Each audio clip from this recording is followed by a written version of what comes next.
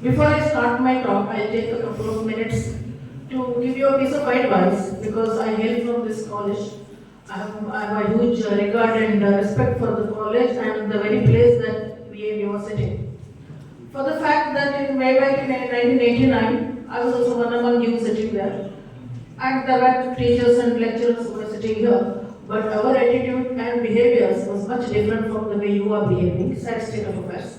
I think last time I came, I pointed out, for students at least, if you lack money, if you come from a middle class or low middle class family, you will lose nothing. If you lack intelligence, you lose little. If you lack hard working, you lose a little more. If you lack discipline, you lack everything. That's what it is. So hope that it is understood well. And I'll take only next 10 to 15 minutes. If I find that the audience is not interested, I shall not waste my time further. I shall leave the gathering. Thank you. So, this is about AIDS awareness campaign. If I go on talking about AIDS, it can take hours and I can talk till the evening. So it is better that let me understand how much you know about AIDS first, and then I can start my talk from that end. So can anybody tell me what do you know about AIDS? Whatever a couple of sentences that you know. One of you? Girls? Anyone? Whatever you know of AIDS or HIV, can anybody say one or two lines? Anyone? Boys? I think you should put your energy in such things. Sitting in the back and raising noises, chewing a chewing gum does not make you magic. It makes you look very stupid. Right? Okay. Now that you do not know, let me talk. There is a difference between HIV and AIDS. All of you know, HIV is the name of the virus. It is called human immunodeficiency virus, whereas AIDS is acquired immunodeficiency syndrome, right? So there are two things. What is acquired? Why do you call it AIDS? Acquired means what? This is an English question. It is not science. What do you mean by acquired? Anybody knows what is acquired? What is acquired? What's the meaning of acquired? Sorry? Getting it from others. Acquired is not genetic. It does not come to you by birth. Acquired is always a behavior acquired, misbehavior acquired, because one of the students misbehaves, the others misbehave. So it is acquired. So a person who is chewing a chewing gum will spread this negativity and misbehavior to others. That is acquired. So acquired is something that you don't get it from your parents or you don't genetically inherit it, but you acquire it from others. That's what is acquired. Acquired immunodeficiency syndrome is something that you acquire from others who are infected with HIV, right? So this is first of every December is observed. I should not say celebrated, observed as December AIDS Awareness Day. And all of you know, these are the statistics. 1988, the first HIV case was found, and then it is it caused severe infections and health problems, which is not. If not taken medicine and proper treatment, can kill the patient. Next slide. Yeah, this is alarming. So, if you see the map, there was a slide on the map. Can you see that? This is showing me the next slide. What is that? Is there a map? Map slide in the? Okay. For your information, the southern states like Karnataka, Tamil Nadu, Andhra, Kerala are in red zone. If you take the demography of HIV virus, it somehow likes the southern states, so we are all in red zone. To add to the further misery, in Karnataka, Uttar Kannada is in red zone. And in Uttar Kannada, Bhatkal has the highest HIV cases. For this is a piece of information to you. So, yeah, these are the total number of cases. Next slide. Yeah, so this is about the statistics. Next slide. Next slide. Yeah. Get educated. HIV and AIDS is a silent killer. Why do you call it a silent killer? What is so silent about it? If there is an accident, it comes in the paper. If there is an accident, 5 people died. There is not. If there is an endemic, if there is a COVID, for example, we had everyday data as to how many people died of COVID. If there is a dengue outbreak, it comes in the paper. There is a dengue outbreak in particular, it comes in paper. Everybody knows. If there is a cancer, the whole family and in and around everybody knows that the so-and-so has had a cancer and died. Silent killer is something If somebody has an AIDS, it is not something anybody is proud of and nobody knows. Most of the times, nobody knows what that person died, right? So, next slide. Open your eyes before I AIDS closes you. Next. Next. Yeah. So, what is AIDS in simple words? So, all of you,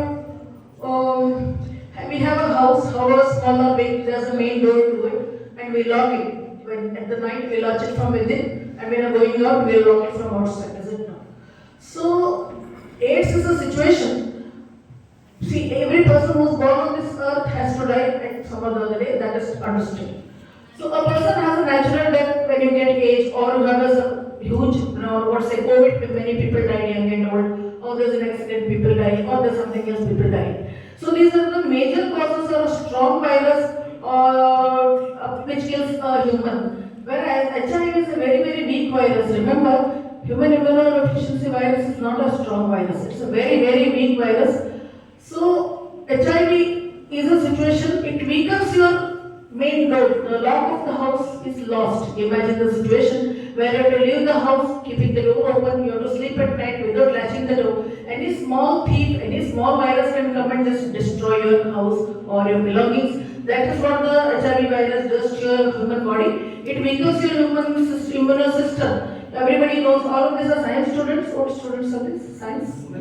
Mix, okay. But everybody knows that WBCs have leukocytes, white blood cells. You know that white blood cells function is to fight the infections. And so whenever there is a fever, when you go for a blood test, your leukocytes are total counts are raised because body is trying to fight out the infection. But in a person who's infested or infected with human immunodeficiency virus, the fighting mechanism is lost, so there are no fighter cells in the body, which is why the immune system is weakened, and any small or big things, as I said in the example of the house, any small or big infection can damage a human body. For example, all of us get common cold once or twice a year, all of us get some stomach upset, loose stools once a year, and small things keep happening. But you have not heard of anybody dying of a common cold. Nobody dies of a common cold, isn't it? We get over it with or without medication in a week's time. But in a case of HIV or any immunocompromised state, a normal viral fever or a normal viral flu can lead to viral meningitis, can lead to viral sepsis, can lead to viral encephalitis or pneumonia. So these are the situations where a small virus, which is otherwise a very weak virus, can come and damage the human system to the extent of killing a person, right? So this is the main concept of HIV. Next slide. So yeah, this is the slide I was talking about. As you can see, Karnataka is in red zone. All of the states are, Kerala is not, I'm sorry. Kerala, Karnataka, Kerala is not, Karnataka, Maharashtra, Andhra Pradesh and Tamil Nadu, they are all in red zone. Next slide. So this I have told you. Next slide. If you had asked me 20 years ago what is the demography of HIV or AIDS, I could have told you that it is in slum dwellers, it is in homosexuals, it is in sex workers, it is in drug addicts. That is what the literature said, and that was the truth. 20 years back, you could find HIV cases in low socioeconomic cadre and slums, and you did not expect somebody from a well-educated and high socio-economic status to have HIV positive. That is what we thought. But suddenly it looks like the virus has changed its mind, and now you don't find the HIV only in the sectors that I earlier mentioned. Somehow the virus has changed its mind and it has moved from slums to apartments. You don't, not necessarily HIV patient is a sex worker or a drug addict or a homosexual or a slum dweller. You can find a person who is getting down from a huge car or living in a big house, wearing branded clothes and looking quite healthy, yet HIV positive. That is how the behavior of HIV virus has changed. Let's see why. Next.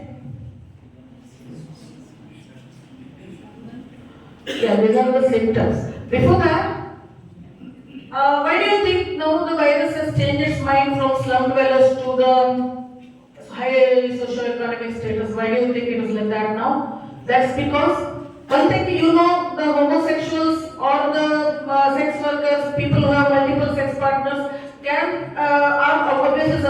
to HIV.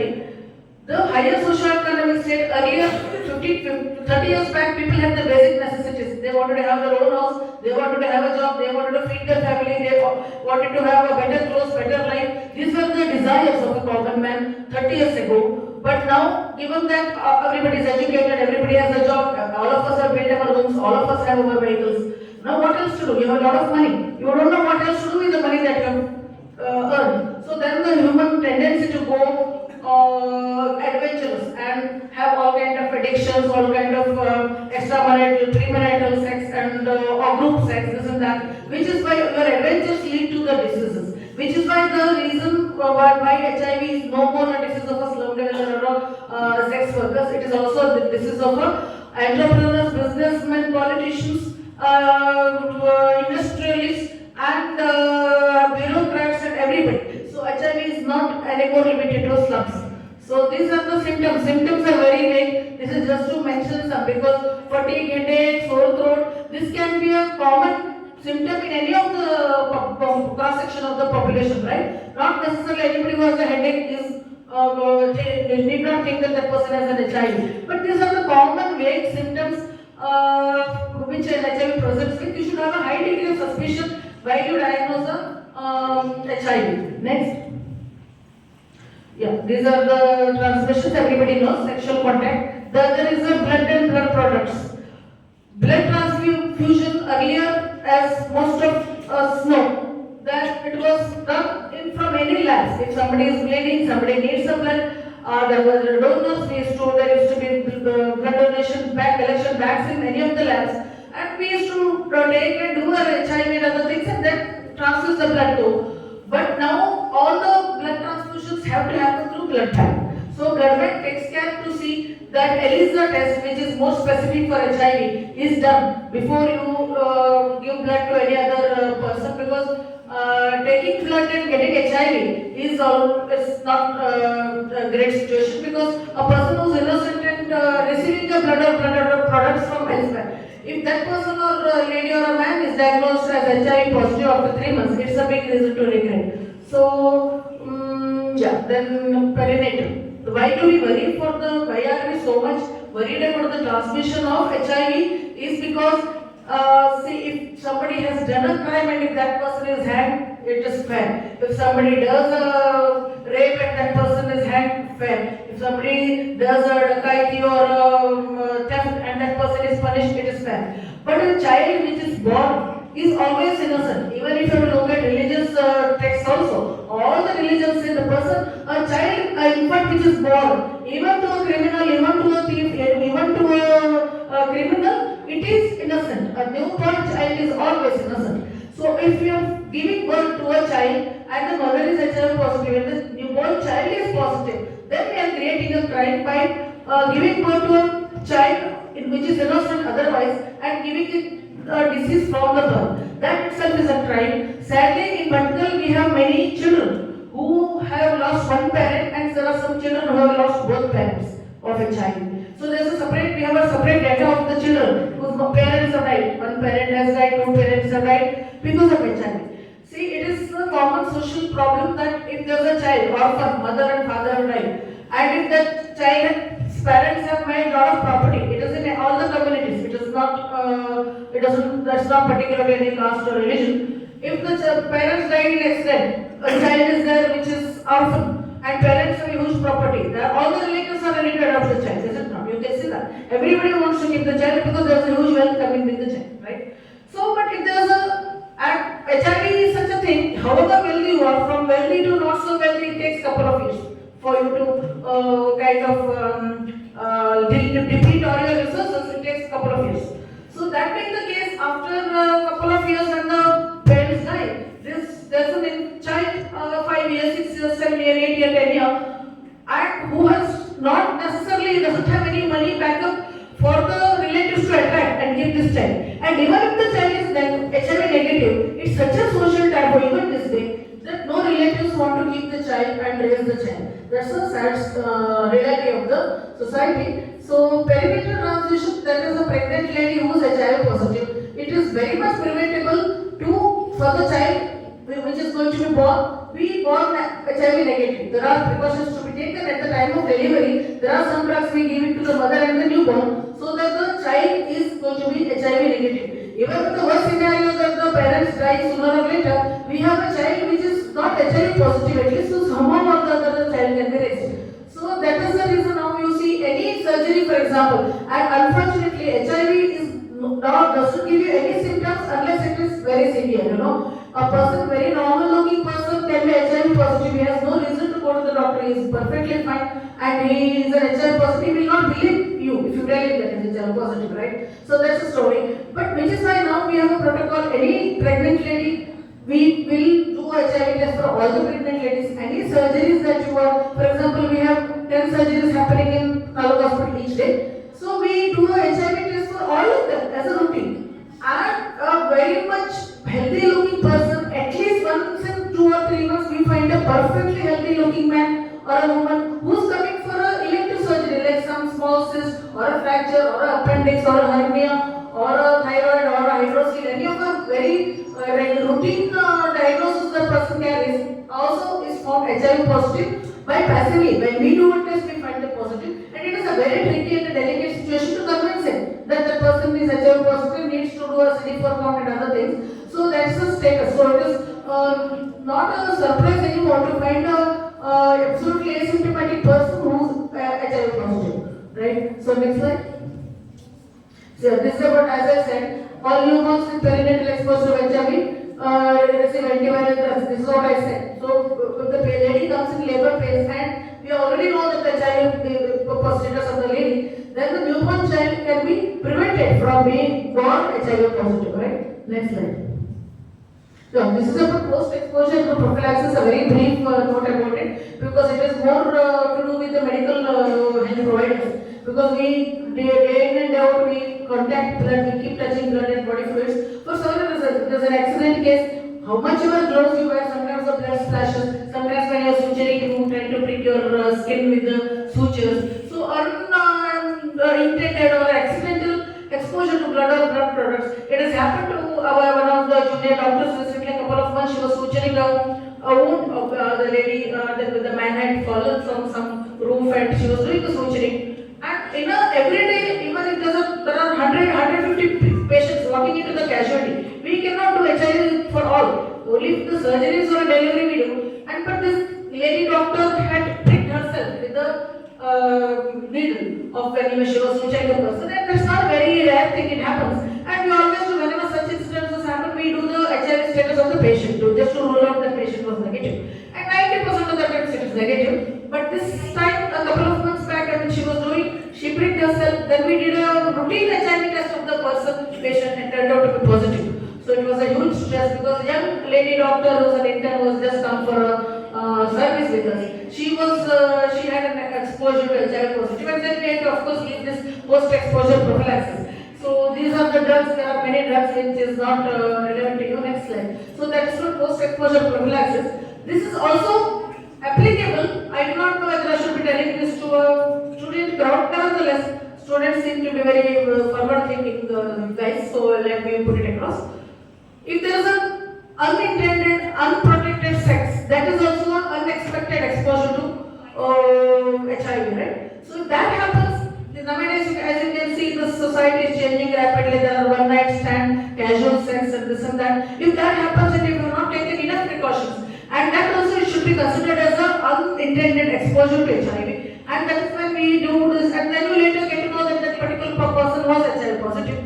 So these are the post-exposure prophylaxis, even is applicable there also. So these are the diagnostic steps. As I said, we in Matkal or any other Taluk level, most of the labs do this kit test. So it's like how you do a urine pregnancy test, you do a kit test for HIV. It is just say that it could be positive. Then we to confirm it, we do a ELISA test. So that is confirmatory. Next slide. But it is very rare that kit test is positive and ELISA is negative. Most of the times, if the kit test is positive, ELISA is also positive. Next. So yeah, as I said, even tuberculosis in India was once a very prevalent disease.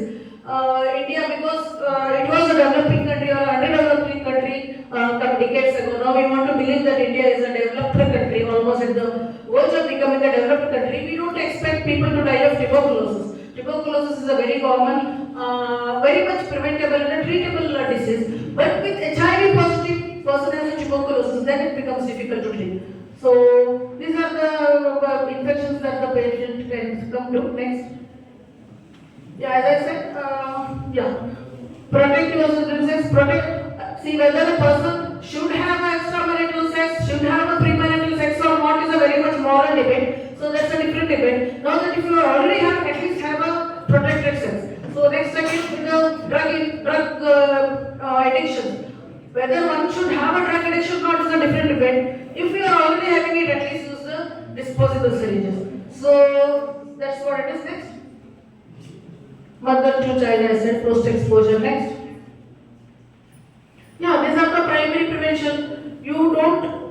That's why our society, at least in India, was more highly morally proud. Oh, we had a very morally tight society. 30 years back, it was not common. I don't think so. 20 years back, I would have come and spoken about premarital and extramarital sex on the stage. Now we are open about it, we talk about it because it's there. Just because if I don't talk, it's not going to vanish anywhere. It's there. The fact that the problem is there, you have to identify and address it instead of running away from the problem, right? So these are the prevention levels. Next. Yeah, what is window period? There's something called window period. That is a big reason to worry. So if, as I said, before any surgery, before any delivery or anything, we do a HIV test for all the patients. So suppose if I do 100, 98 will come negative, maybe 2 will come positive, or even less than that, out of 500, maybe 1 or 2 will come positive. All others are negative. So if there is an exposure to HIV today, if I receive a HIV positive blood today, or if I have an exposure with HIV infection today, it's not necessarily that within a month I'll become positive. No, there's a window period. That's a very risky period. That window period can be from 3 months to several years. So that is when the person he is having HIV, he is going to spread it to his wife, her husband, or anybody else. But the tests are going to show negative. That is a very dangerous period because which is why we say that avoid contact with blood products, avoid drug addictions, avoid unprotected sex. This is the reason because not necessarily the person's blood reports are negative. Not necessarily that he is negative and is not going to spread it to you. That is when it is called the person or lady or a man is supposed to be in the window period, which is a very dangerous thing and it's a big reason to worry. So next. Yeah, this is okay. Next. Yeah, these are all get tests, choose less risky sexual behaviors. All of this Next. 5 pillars. Adolescents. These are next. Immune system to, as I said, all of WBCs, red cells, white cells, all of it is very much science students will know, even others will know. So plan to have a good lifestyle as in take nutritious food, avoid addictions, avoid tobacco, avoid alcohol. This is in general, not necessarily for HIV. Next. Yeah, as for any other, because I cannot tell you that take a vaccine. Like for COVID, when we went for talks, we used to say take vaccine, it's going to prevent you. Unfortunately, that's not the story here. I can never tell you that there's a vaccine for HIV and so you take vaccine and stay protected. Why there is no vaccine for HIV, does anybody know? All the other diseases we have been producing vaccines and COVID, India produced vaccines and distributed everywhere. But why are we not able to do that for HIV? Sorry? Why HIV when vaccine is not there? Anybody knows? Does anybody know what is mutation? Science students? The virus DNA and RNA, you know that? So it's a protein. It keeps mutating. So by the time you extract one virus and make a vaccine for it, that particular virus doesn't exist at all. By the time the vaccine is produced, the virus has changed itself. The mutation, it changes its colors or the DNA and RNA change so rapidly that you will not be able to produce a particular vaccine for a particular virus, right? So that's the reason we are not able to yet have a vaccine which is going to cater to HIV. Next. Yeah, so this is the figures of vertical. Take a note, all of you, because total pregnant with women with positive we have 34. It's not once in a year, December 1st, I come and give a talk and you sit and listen. That's the end of the story. So these are the figures. Total positive, we have 625 cases in particular. Scary, is it not? So pregnant women are 34. Mother to child transmission cases are 26.